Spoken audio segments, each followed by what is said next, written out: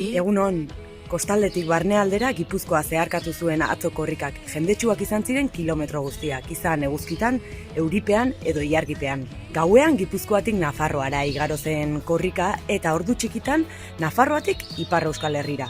Beratik Urruñara. Muga horretan dantzan ibiliko da lehen orduan korrika.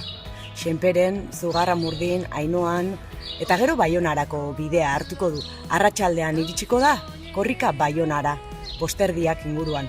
Behin Baionara iritsita kostako bidea hartuko du eta handik Donosti-Iruntz abiatuko da. Bihar iristen baita korrika Donostira.